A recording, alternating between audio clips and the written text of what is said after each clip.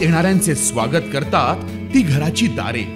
आपले घर, बंगला, ऑफिस, फार्म हाऊस यासाठी सुंदर डिझाईन केलेली jumbo French door, safety door आणि तीही 18 गेज GI सेक्शन मटेरियल वापरून आणि 80 मायक्रॉन पावडर कोटिंग केलेली, संपूर्णपणे मेंटेनन्स फ्री.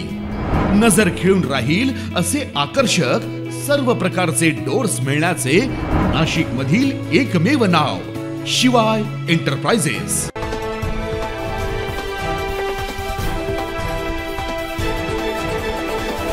मनसे अध्यक्ष राज ठाकरे 2 दिवसाच्या नाशिक दौऱ्यावर आहेत. त्यांनी आज सकाळी त्र्यंबकेश्वर येथे जाऊन त्र्यंबकराजाचं दर्शन घेतलं.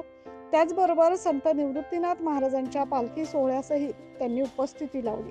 संत निवृत्तीनाथ महाराजांच्या पालखीचे आज दुपारी 2 वाजता पंढरपूरसाठी त्र्यंबकेश्वर येथून प्रस्थान झालंय.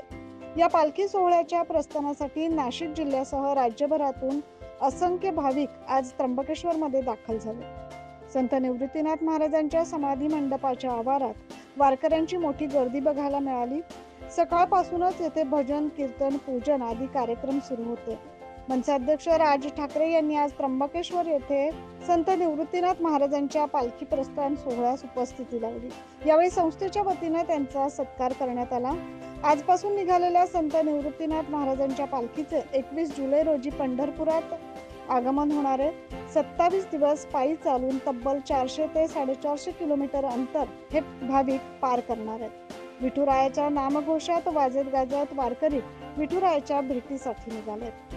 Bureau report 9 news Maharashtra.